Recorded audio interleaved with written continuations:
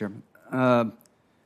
The vaccine, developing the vaccine as fast as we did, what's your biggest takeaway, Dr. Collins? How did we do that? And how can we do it again if we have to?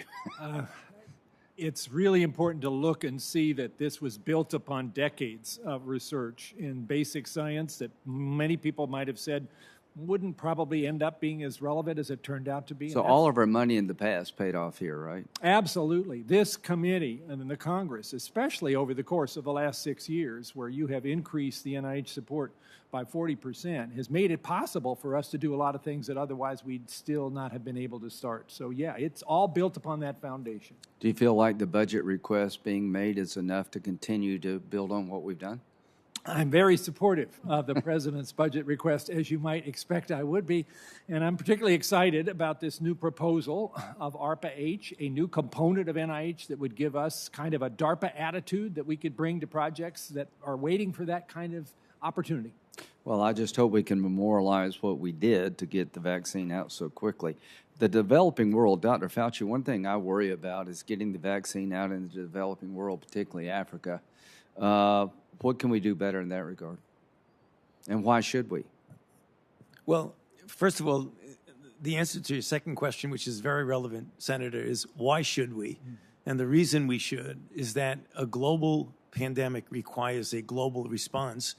And even though, as you well know from the numbers, we are doing extremely well in this country, we now have over 60% of adults having at least one dose, and about almost 50% of the adult population in this country fully vaccinated. However, even if we get this pandemic under control, which I believe we will within a period of a few months, there is always the danger when you have viral dynamics in other parts of the world for the generation of variants that might actually undermine the protectiveness of the vaccines that we have. So it's in America's interest to get the vaccine out to as many people as possible. It is absolutely to our interest. I believe not only do I think it's a humanitarian moral responsibility, but it's in what I call enlightened self-interest for us to do that.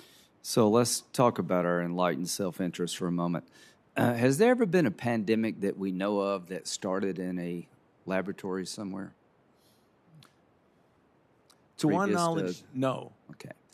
If this were in fact a breach of protocols in China, if it did come out of a lab, that would be a first for the world. Is that right?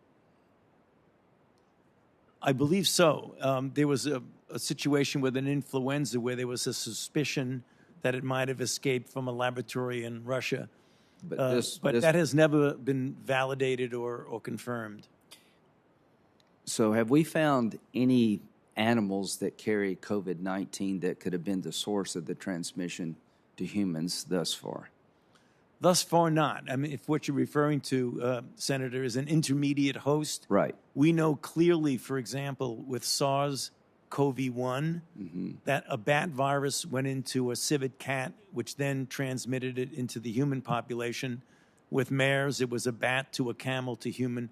The intermediate host, if there is one, has not yet been found. And we've been looking for that intermediate host. Is that fair to say? That is fair to say, sir.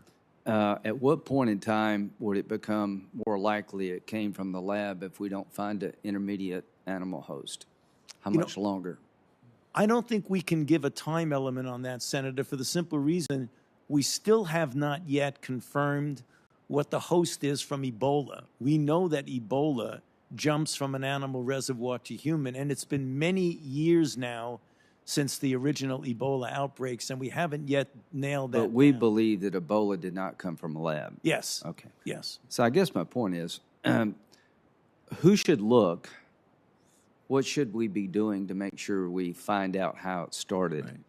And finally, what should be the consequences to any country, China included, that allowed this to happen? What should the world expect of a country if they, in fact, allowed this virus to come from one of their labs through negligence?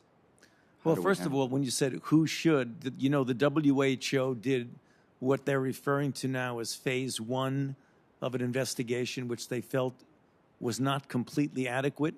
As you know, you've heard me and Dr. Collins and others in the administration calling for a continuation of the investigation. I don't think I can comment on your second question. It would have to be the circumstances under which something like that happened, if indeed it happened. Well, just very briefly, I know my time's out. I think we should send a clear signal to China, seems to be a source of a lot of pandemics, that if this did occur in the lab, expect something to happen. Because if we don't, we're just going to reinforce this in the future. And what that something is, I'm open-minded to. But I'm closed-minded to the idea of doing nothing. Thank you. Senator Shaheen.